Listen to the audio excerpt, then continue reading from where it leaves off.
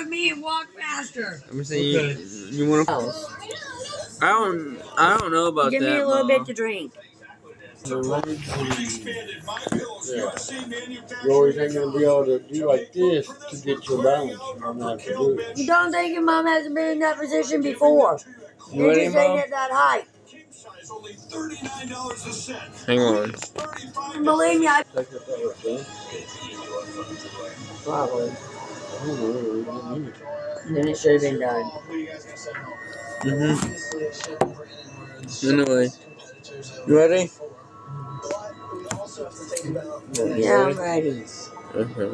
It's no secret that DC and Marvel Comics copy each other's characters, but what are some of the most obvious copycat combos and who copied who?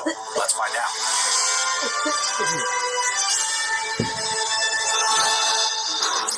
What's up, my people? We all know that DC and Marvel and their respective universes are the top dogs in the comic book world. But like Coke and Pepsi, McDonald's and Burger King, they are also competing rivals, and so they have a tendency to mimic each other. So today we're going to explore and discuss some of the biggest copycat characters from DC and Marvel, or more specifically, instances where one replicated the other's characters to see who can portray the assassin, rich playboy, or magic-type characters better. So we're going to examine the most obvious copycats in comics and find out who copied who. Also, if you're looking at my hat and thinking to yourself, I know you did.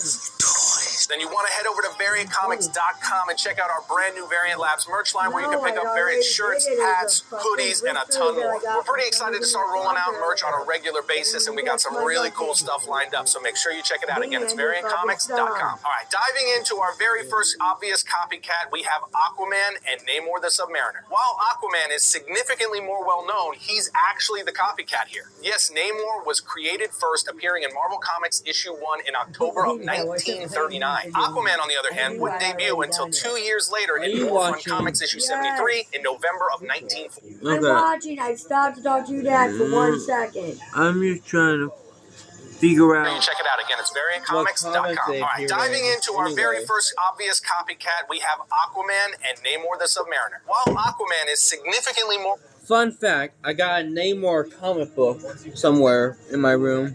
well known, he's actually the copycat here. Yes, Namor was created first, appearing in Marvel Comics issue 1 in October of 1939. What, Mom? I said fun fact. This video will be interrupted multiple times with fun facts. Yeah. More well known, he's actually the copycat here. Yes, Namor was. At least Aquaman is the kind of better. He can talk to. He can do more stuff than Namor in some comics. Appearing in Marvel Comics issue 1 in October. Okay. Marvel Comics issue 1 for Namor. I'm going to see if I can get that or not. Of 1939. Aquaman, on the other hand, wouldn't debut until 2 years later in More Fun. And Aquaman was in More Fun Comics. Comics issue 73. Number 73. Oh, also with Dr. Fate. I don't want to know. I said I didn't want to know. My family is watching They were watching a Fear Factor. November of 1941. I imagine it's probably shocking for a lot of people to discover that Aquaman, the King of Atlantis, who is the first character everyone thinks of when considering sea-based characters in comics, is actually a copycat of Namor. Now, how do they mimic each other? Well, both of these characters rule Atlantis, control and communicate with sea life, boast incredible strength, wield tridents, and wear scaly outfits. But again, and also somehow they both made it into live action. While Namor came first, most would agree that DC created the better version of the ruler of Atlantis. Aquaman is just generally more heroic and is a founding member of the Justice League, which goes a long way. Moving along, we have the two most notable archers in comics, Green Arrow and Hawkeye. Neither character has superpowers or superhuman abilities. They're just ordinary humans with exceptional martial arts. Hang on. Okay, Mom, you watching? In a minute. Can you give me a minute? I just want to see the tree blower. I just want to see the snake. We'll be back. can go to hell. Arts and, of course, archery skills. Other areas where the two mimic each other is that Green Arrow is a long-standing member of the Justice League and Hawkeye is a long-standing member of the Avengers. Both also love using trick arrows to get the job done. Now, it has to be noted that their backstories are very... You are not allowed to bring one of them into my house. I would not bring in a goddamn scorpion into any house. He's not allowed to bring one of them into my house. He who? Dad? Okay. I wasn't thinking about bringing a goddamn scorpion. I don't know if it's a... Which scorpions are poisonous and which ones aren't. You can bring a tarantula. You can bring any kind of lizard, or turtle, or frog. Or bug. Or bug, as long as it ain't a scorpion. I could probably allow you to pet cockroaches before I let you have a fucking scorpion. Well, if I get a tarantula, I might have to have some pet bugs anyways to feed them to the tarantula. The tarantula eats bugs. Anyways, people, fun fact. My first time of knowing who Aquaman was in the Super Friends TV show. And with Namor, Family Guy. Also, they were both in live action, as people know, with the two Aquaman I gotta do with the nerdy movies stuff. You gotta do with the and the latest Black Panther movie. Also, Hawkeye and Green Arrow. The first time I learned of Green Arrow was Justice League Action, and Hawkeye was the Avengers film. Was the Avengers. One of the Wii U Avengers games. Either that or Lego Marvel superheroes. One of the two. And they both made it into live action. And they both had live action TV shows. No, I gotta do the nerdy different. Green Arrow was a rich playboy who was stranded on a deserted island where he trained to become a master of archery. He later made his way back home and became the vigilante known as Green Arrow. Meanwhile, Hawkeye was trained by criminals and ultimately used his abilities to become a hero and one of Marvel's greatest marksmen. But there is no denying that in this case, Marvel copied DC hardcore when creating Hawkeye. Green Arrow was created in 1941, first appearing in More Fun Comics issue 73, while Hawkeye didn't debut until over 20 years later in Tales of Suspense 57 in 1964. So it took Marvel 20 years to decide, I think we need a Master Archer as well. Next in line, we have Deadpool and Deathstroke. This is one of the most blatantly obvious copycats in all of comics. No. Go down. Off the table.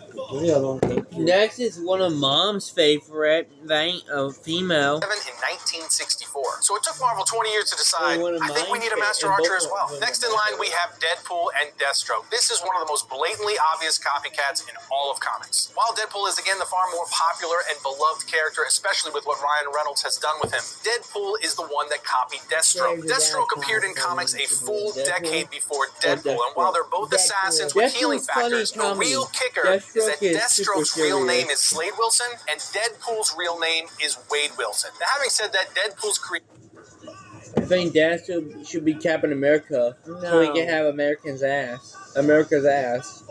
Dad needs to put on the Deadpool costume. That thing smells. I learned from other people put it on that if you have it on for a while, it gets old. I'll buy him a brand new one, and it goes on that long. Rob Liefeld. Anyway, you ready to go back to this instead of watching that shit?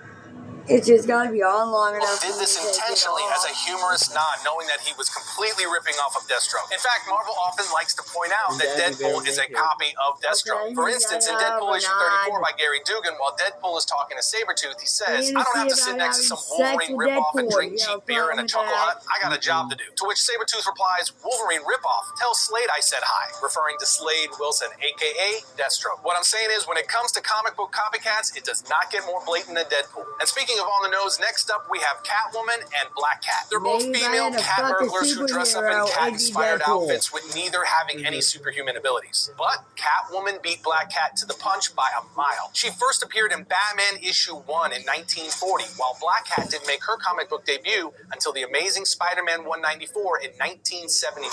And while Black Cat, whose real name is Felicia Hardy, is a great character, Selena Kyle as Catwoman is clearly the queen of cat burglars in comics. Next up we have a copycat that's some people The don't game even... they play Fuck on, Kill Mary. Game they play on what? on Freddy vs. Jason. Fuck Mary. Fuck Kill Mary. Freddy, Scooby, or Shaggy. No, I'm not playing that one. Well, It's gotta be superhero related. Batman, Robin, or Nightwing. Whether you're a new cat parent or a lifelong cat Which? You have to be mean because two of them are about the same person. No, just Jason Dick Grayson Robin, who became Nightwing. Jason Todd Robin, who became the murderous Red Hood. Tim Drake Robin, the smart one, who became Tim Drake. Stephanie Brown, who became Spoiler, who was Robin for a while. Okay, what if I want to kill both Robin and Nightwing because they're both Dick Grayson? No, no. Yeah, they are. No, there's multiple Robin. This Nightwing, I mean, he ain't Robin. Fuck Batman, kill Robin and Nightwing because I'm not married to neither one of them. Okay, let's try this again. Batman, Superman, Aquaman.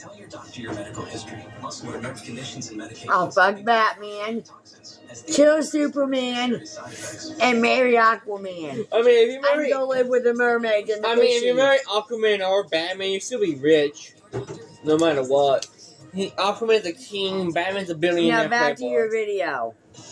Batman's a billionaire playboy philanthropist. even realize is a copycat. And that would be Superman and Hyperion, with Hyperion clearly being the mimic. I'm not just saying he's a copy of Superman because he has incredible strength, wears a cape, and can fly. No, it goes far beyond that, my friends. Everybody knows that Superman is considered the very first superhero in comics, appearing in Action Comics #1 in 1938, while Hyperion's first appearance didn't come until Avengers 69 in 1969. But here's the thing, Hyperion's origin story is basically Superman's story almost verbatim. To demonstrate, here's an overview. Hyperion as a child was sent on a rocket ship to Marvel 616 Earth before it blew up. He also draws his power from solar energy, just like a certain Kryptonian we all know. So Marvel just said to themselves, we want our own version of Superman, and created Hyperion, essentially with the same origin and all. So that pretty much speaks for itself. But another clear copycat between Marvel and DC is Dr. Fate and Doctor Strange. This is another instance where being first doesn't necessarily mean you're better or more popular. You see, Doctor Strange is the copy of Dr. Fate, as they're both the most powerful mystic users in their respective universes, with Fate first appearing in War Fun Comics 55 in 1940, and Strange first appearing in Strange Tales 110.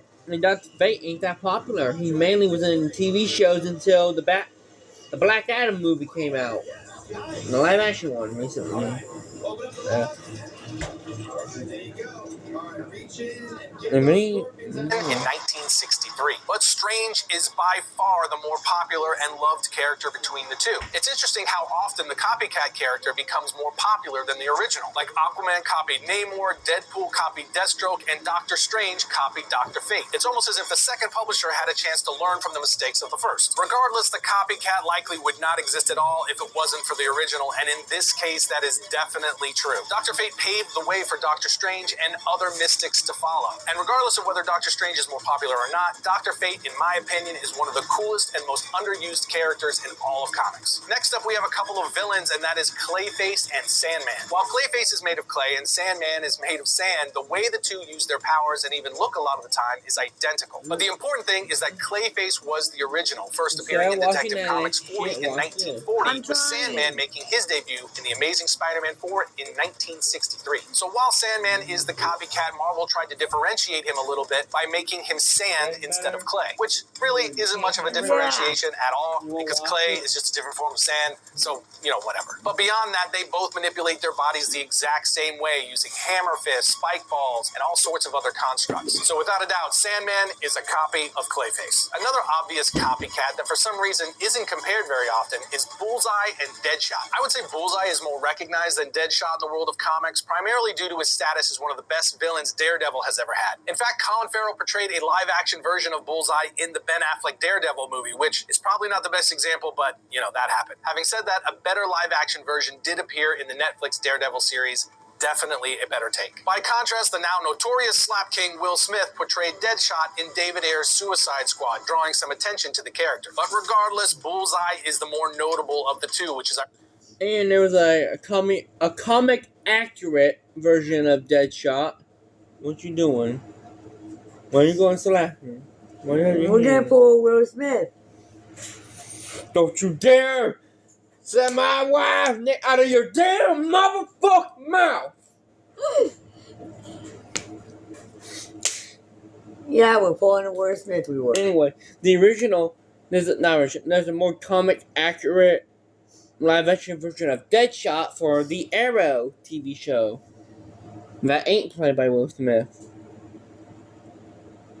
Also, fun fact, the only reason why they added in Suicide Squad characters in the Suicide Squad into the Green Arrow TV show called Arrow, which was a CW show, is because they wanted to see if the character would do well for the Suicide Squad movie. And that's why when the movie's coming out and after it came out, they barely even used the squad members that they set up in the show. Ironic because Deadshot is the OG. He first appeared in Batman 59 in 1950, and Bullseye didn't make his first appearance until 1976 in Daredevil issue 131. Here on Planet Variant, we think they're both amazing characters, but they have been doing a better job with Deadshot in more recent years with the Suicide Squad titles. Having said that, Bullseye is an absolute psychopath and one of the best villains Marvel has. Next up is a wild one. We have Red Lion and Black Panther. This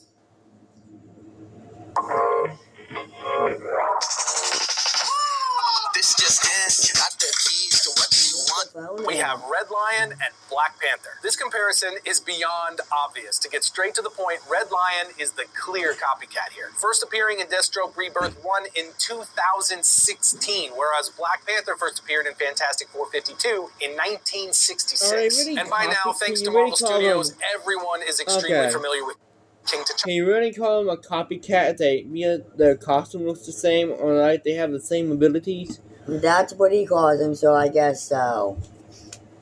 I mean, you kind of, but not really, because they're in different universes, different names. Some have different backstories.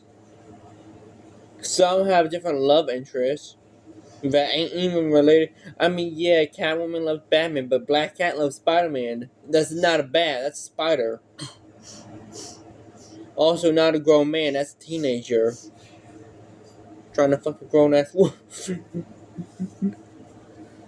A.k.a. Black Panther. He's the king of Wakanda, a fictitious African country that's the most advanced civilization on the planet, and he sports an amazing vibranium Black Panther suit. But this brings us to Red Lion and the laughable part about this copycat. Red Lion is an African president/dictator embroiled in a civil war with opposing tribes, doing whatever he must to maintain control of his country. And then you see Red Lion's suit, which is literally just a red Black Panther suit. It's utterly shameless. So the two characters are not...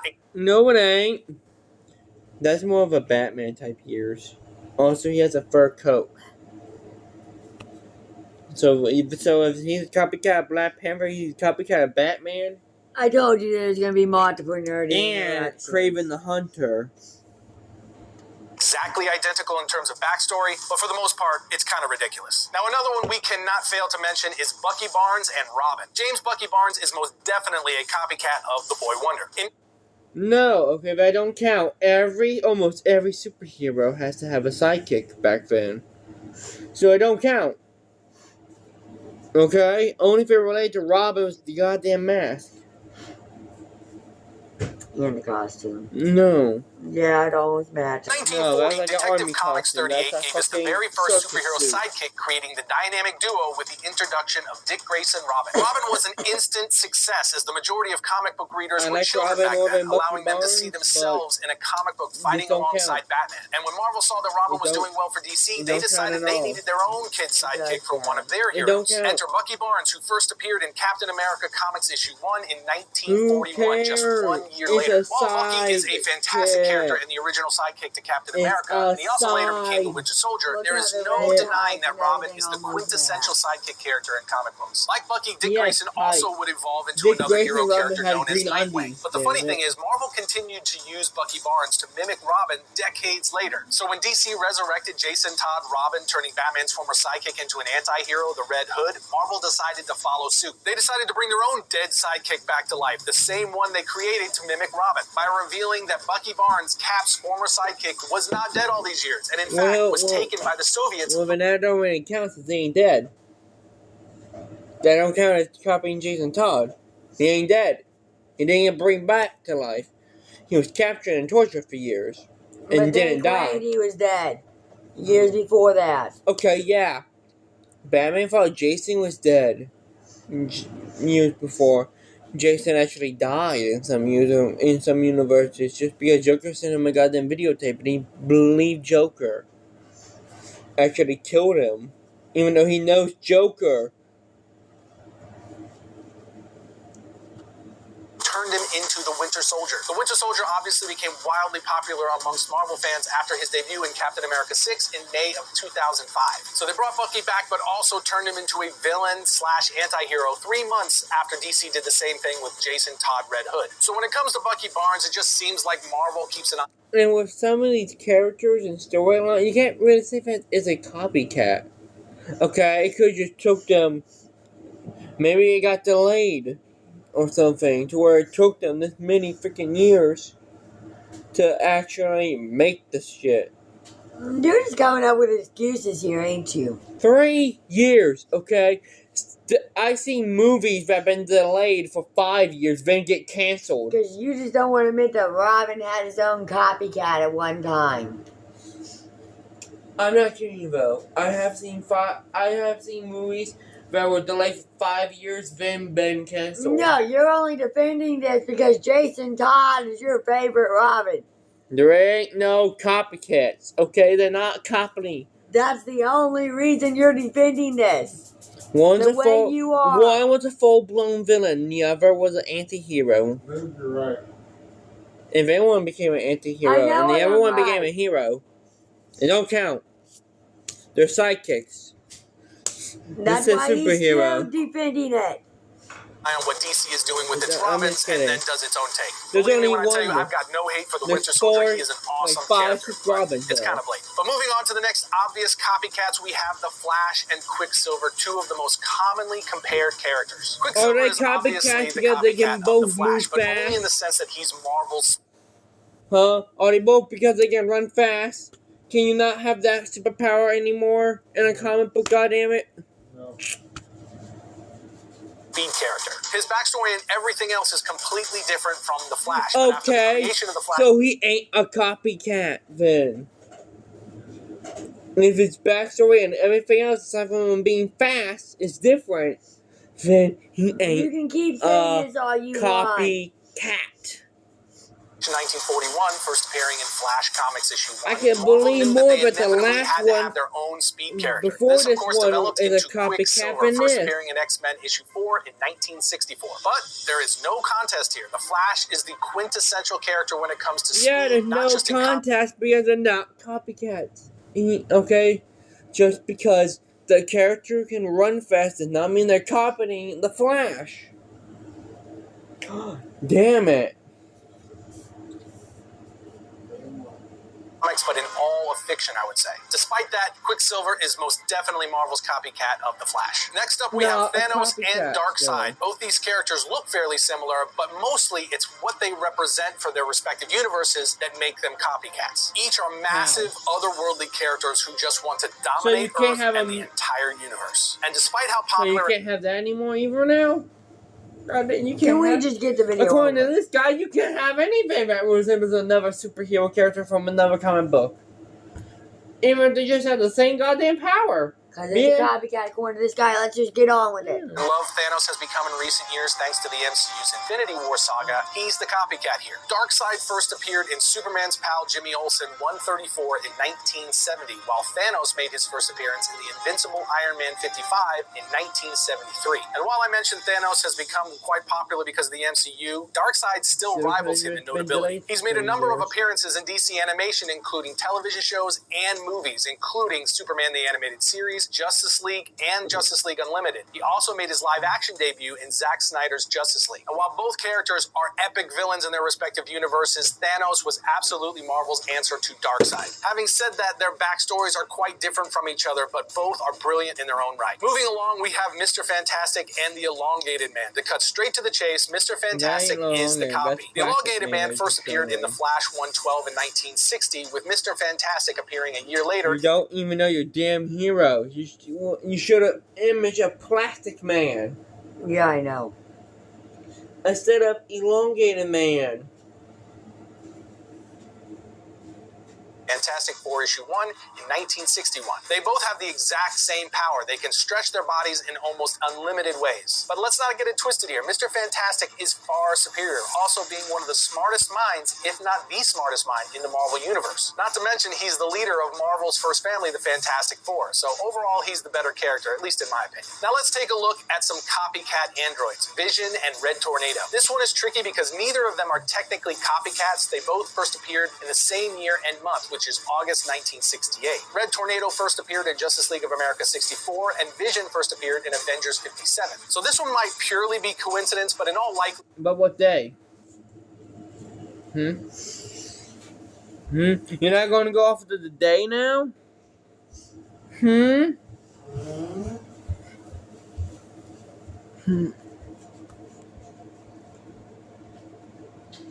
Yeah, but after that, I go to my home screen and you get pizza. There was stuff going on behind the scenes that caused this to happen. But what we do know is that they're very, very similar, and they debuted at the same exact time. Now let's take a look at a couple monster characters in comics, Swamp Thing and Man-Thing. Everyone always seems to think that Man-Thing is a copycat of Swamp Thing, but no, Man-Thing actually debuted a few months before Swamp Thing, first appearing in Okay, Swamp Thing was drawn first by someone working for DC, but here's the story. Someone working for DC drew Swamp Thing first, but his roommate at the time was a Marvel editor, so they copied artists, so they just copied that and made Man-Thing, and before the person who made the original, who ain't even the copycat, kinda, and you go off of this, before they could give it to DC, since they made Swamp Thing first, the person who worked for Marvel gave Man-Thing to Marvel first. It's actual, and I'm not making that up. Savage Tales 1 in May 1971, while Swamp Thing first appeared in House of Secrets 92 in July 1971. So Swamp Thing is the copycat in this scenario, but as we all know, Swamp Thing is by far the more popular character. In fact, Swampy is arguably the most loved monster-type character in comics, which is why he's had movies, a live-action TV series, and one of the best comic book runs of all time by none other than Alan Moore. Man-Thing, on the other hand, well, let's just say he's not on the same level. He's a dope character, though, who is heavily underutilized. He was in Werewolf by Night, the Disney Plus special Halloween movie, horror movie, actual horror movie. That ain't fucking comedy. That ain't fucking the Disney way. It's an actual fucking horror film. Based off of the comic book Werewolf by Night. So it was great to see Man-Thing finally get some spotlight with his MCU debut in the Werewolf by Night special. Hopefully it won't be the last we see of him in live action. Next up, we have another obvious one that is compared quite often, and that is Moon Knight and Batman. It's a pretty common argument that Moon Knight is Marvel's Batman, which is fair to an extent. They both have similar suits, they're vigilantes, and are often depicted as mentally unstable. However, while Moon Knight debuted a long time after Batman, 1939 versus 1975, his characterization is notably different from Batman in many ways. Moon Knight, for instance, is quite literally driven by the moon, as he draws power from it due to his connection to the Egyptian moon god Khonshu. He also suffers from dissociative identity disorder, giving him multiple distinct personalities. While Batman, on the other hand, does take on various personas in his crime fighting, it's part of a strategic disguise rather than a psychological disorder. So the two... Actually, no. Batman does have a different personality that he created himself. Yeah, so Batman. So he could be a better Batman. That is Batman of Zur-En-Arrh, who made Batman's contingency plan. Batman of Zur-En-Arrh made a robot named Failsafe who will basically beat the shit out of Batman if Batman actually kills someone. But then Batman of Zur-En-Arrh erased everything about Failsafe from his memory, so Batman wouldn't know how to defeat him. And Batman became evil.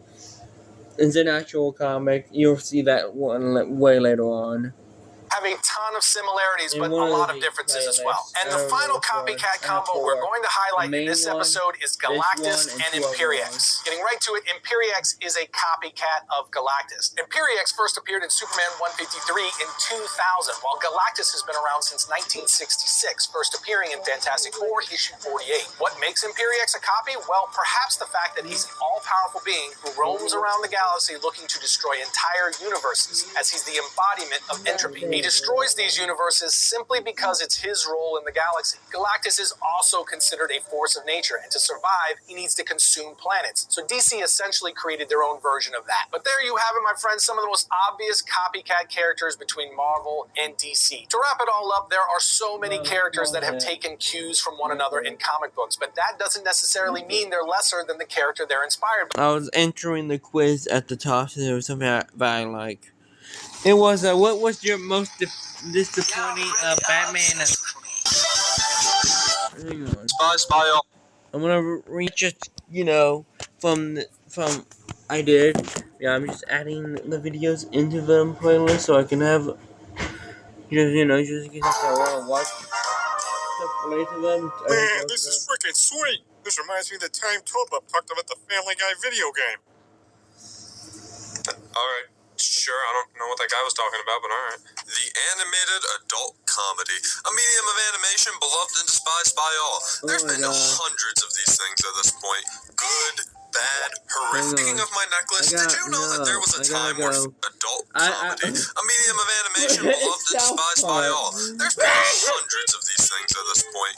Good, bad, horrific, life-changing. Of course you've got the... Look at her. She's right there. Right inside that wall. No, she is. She was right there to where she could see you because you weren't there. Oh, as soon as he She said, went back she in went the back. chair. Because he moved the chair. Sorry. You're good. Because you made a shadow in the chair. My point is because she couldn't see you. Because I wasn't in the chair. You were not in the chair. She couldn't see your mom, so she had her head up. Like, where'd she go? Where'd that lady go? No wonder it feeds me. Alright, Hal. It's okay. Classics like Simpsons and Beavis and Butthead, and the new contenders like Rick and Morty and Bob's Burgers. However, most important out of all of these, you've got the awkward middle child. Starting all the way back in 1999, the home of Glenn Quagmire, none other than Family Guy. Family Guy was an adult animated sitcom centered around the wacky antics of the Griffin family, which, I mean, if you're watching this video, I think you already know that. Family Guy was an immediate smash hit. Well, it was an immediate smash hit after it was an immediate gigantic flop. After being canceled with the end of the third season, reruns were eventually shown on Adult Swim, and that along with DVD sales brought the show back for a fourth season. And 17 seasons later, I just can't escape its presence. Honestly, I'd consider myself a fan of the show. I mean, if you see my videos before, you know I've always got my iced out Brian Griffith necklace on. Speaking of my necklace, did you know that there was a time where Family Guy merch was way more accessible than it is today? It was the greatest era in human history. That time in the 2000s when Family Guy merchandise was in stores. Action figures, dartboards, Quagmire flavored energy drink, everything's been done. So, you know my dumbass is about to mention video games. When it comes to Family Guy video games, there's actually quite a few to talk about. You have the pinball games, both the physical and digital ones, and also you're able to buy the figure from the machine on eBay, which is just wonderful. There's the mobile games like Family Guy, another freaking mobile game, which is a clone of Candy. Dad's charger. Fuck. That's probably what he meant by someone needs to learn to check phones.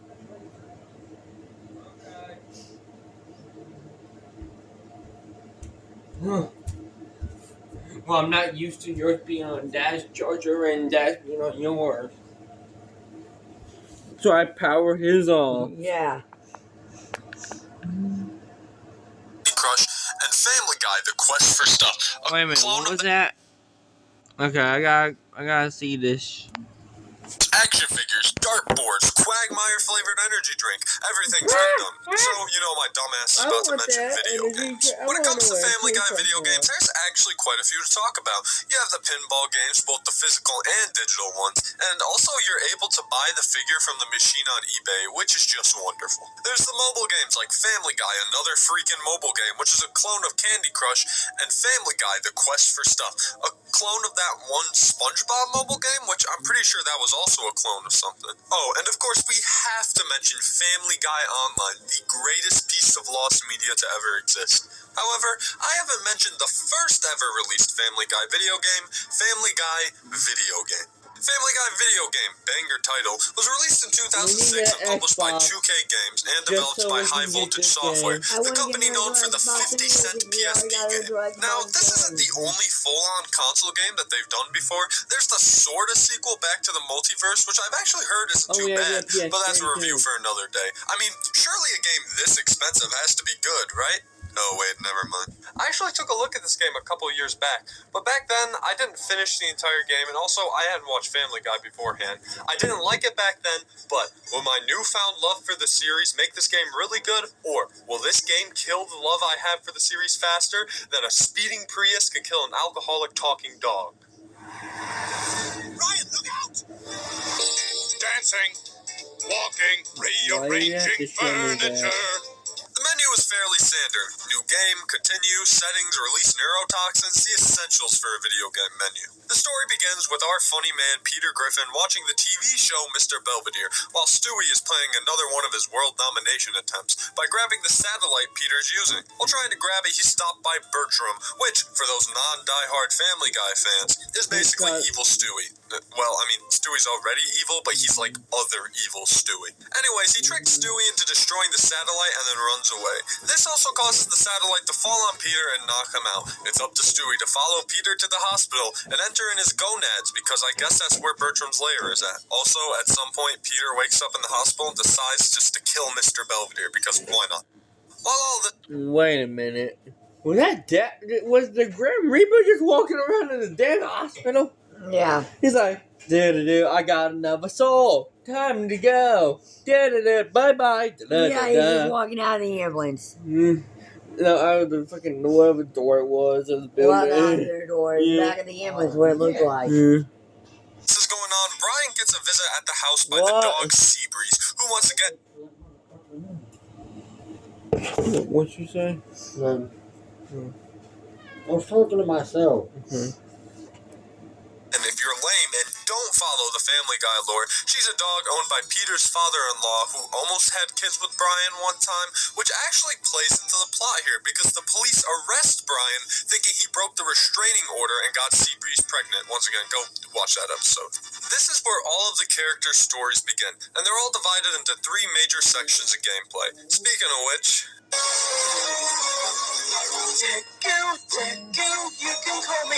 are 3 different types of gameplay here, playing as Peter, Brian, and Stewie. Each of them covers a different genre. First off, you start playing as Stewie, whose levels are like a shooter kind of platformer hybrid.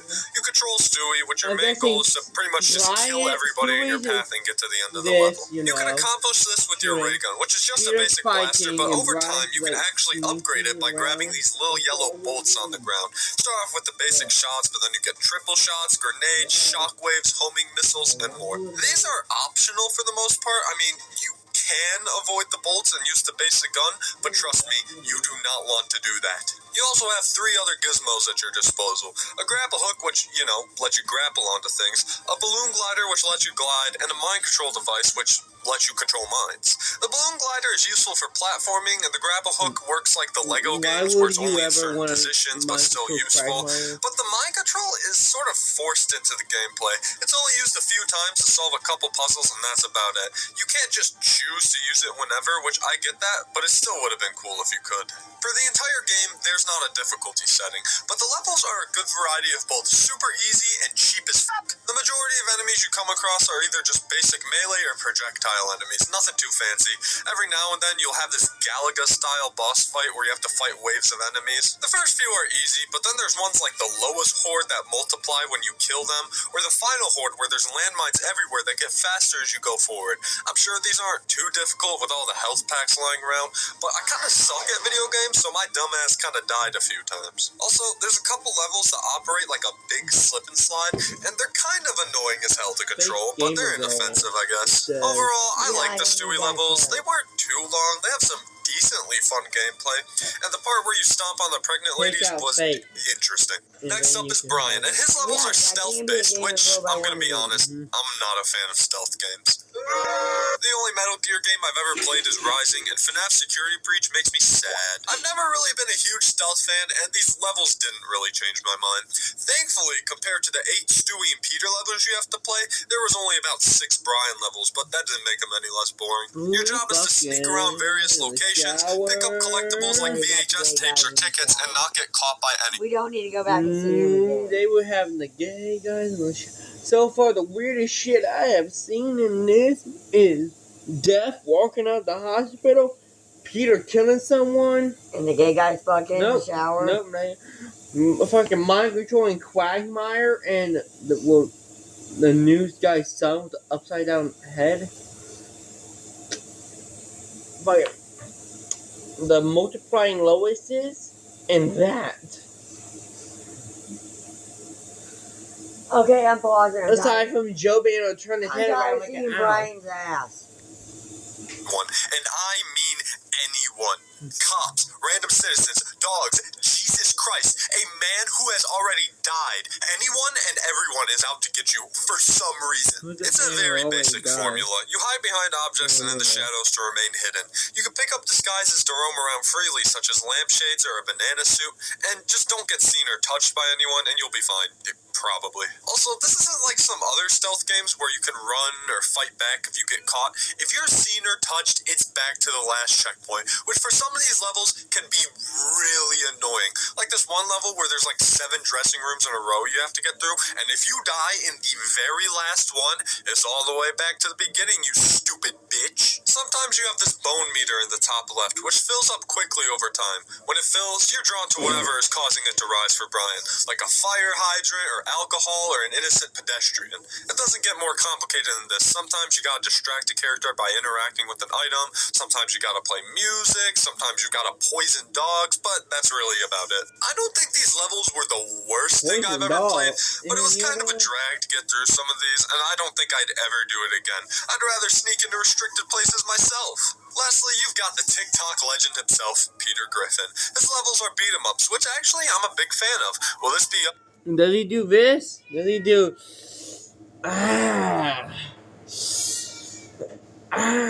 when he grabs his fucking leg, he just do this like Like he does in almost every other video game. Does he do that in this explanation? I want to know now. up there with classics like Teenage Mutant Ninja Turtles or Streets of Rage?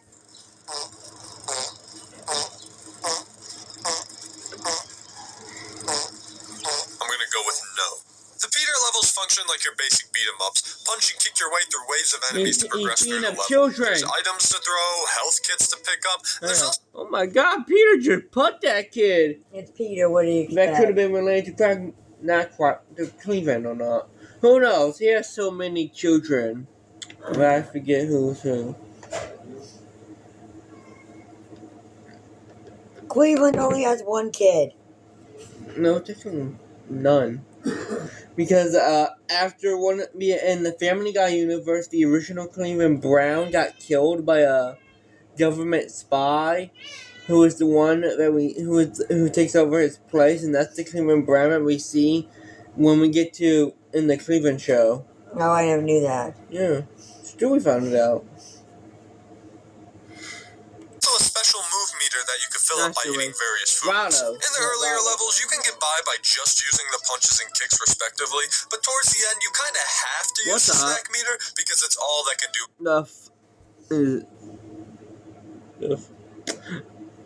Peter, what do you expect? I should expect that from Peter. He does have that ancestor that legs go all the way up.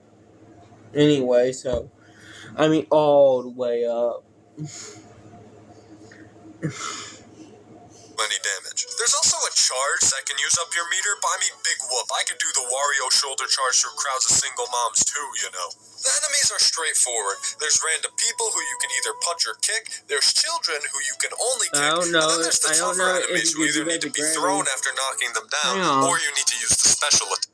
There's also a charge that can use a special move meter that you can fill up by eating various foods. In the earlier levels, you can get by just using the punches and kicks respectively, but towards the end, you kind of have to use the snack meter because it's all that can do any damage. There's also a charge that can use up your meter, but I mean, big whoop. I could do the Wario shoulder charge through crowds of single moms too, you know. I don't think you can do that to Granny. The enemies are straightforward. There's random people who you can either punch or kick. There's children who you can... Right there! That is I think that's a reference to Peter's ancestor that Lois's dad ancestor owned. only kick. And then there's the tougher enemies who either need to be thrown after knocking them down, or you need to use the special attack. There's also these bosses who could take 1,000,000 hits and you need to complete a quick time event to defeat. It's not too difficult, but there's no invincibility frames or anything after being hit, so it's really, really easy to get ganged up on and just die instantly. It could get a bit frustrating at points. Honestly, these levels can get kind of boring. It's more the references to older episodes and locations that are the interesting parts. Like at different points, Peter is hit in the head and turns into different characters. Like, okay, moving on. In the middle of all the levels in the games, sometimes you can get hit with a cutaway gag, which are basically these mini games to get power-ups like invisibility for Brian or more snacks for Peter. I think it's actually a very creative way to implement cutaway gags into the game. Good job, Family Guy video game team. Speaking of good jobs, the humor throughout the game isn't horrible. I mean, if you like Family Guy, you'll like this game. I mean, the game had the same writers as the show, so I'm not too surprised. Also, hearing Brian say click while wearing a lampshade was fucking killing me for some reason. Now that we've gone through all the levels, I bet you're just dying to know how the story ends, right? Yeah, don't worry. Just a lamp that says click. I'm gonna have to ask you to hang up. Let's start with Brian. For Brian's story, he ends up escaping the police station. He then gathers videotapes at the news station because he thinks Tom Tucker is the real father of Seabreeze's puppies. He's wrong, so he just decides to go to the racetrack instead and try to smell out the father. But then he realizes he can draw out the father by posing as Seabreeze and winning the race. So he drugs and kills the other dogs and then wins the race himself, only to reveal then that the father all along was none other than Glenn Quagmire. And for some reason, nobody has a problem with Quagmire f***ing a dog. What a hilarious ending. For Stewie, he finally infiltrates Peter's balls and fights against Bertram, only to be kicked out after Peter, I don't know, he just kind of gets rid of him. After that, Stewie just discovers that there's a normal above-ground layer, and he also infiltrates that one too. After lots and lots of wacky, zany obstacles, he finds Bertram, who has kidnapped his teddy bear Rupert and strapped into a rocket. You still following with me here? Stewie immediately saves him and challenges Bertram to a duel on the playground. This is where the second-to-last boss fight occurs, where Stewie fights Bertram, and then a giant Bertram. After you successfully defeat the boss a few times, Stewie is about to kill him, and he calls for his mommy, a tactic old as time itself. And lastly, we've got the end to Peter's story. After following many false leads to kill Mr. Belvedere and save his family, oh yeah, he thought his family was kidnapped, I guess, he ends up at a fishing dock, where he finds out the whole thing was fake, and he basically raptured half the town for nothing. However, this isn't where all of the stories end, as all of them lead to the final boss and the last level of the game. If you know Family Guy, you saw this coming from a mile away. The chicken fight. Basically, you just beat the ever-loving shit out of the chicken until you go through enough scene changes to end the game. The game ends with Peter finally beating the chicken, and the game just kind of stops there. There's no cool credit sequence, no Yeah, my favorite Family Guy moments. You kill The Meg? chicken fight. Wait a minute, Meg dead. I gotta go back now. there. There's no cool credit sequence, no resolution. The chicken just does the thing where he comes back to life, and we get some Family Guy font credits. I hope my obituary plays out like that. And that was the very first Family Guy video game. As a fan of Family Guy, honestly, I kind of... My turn again, yay.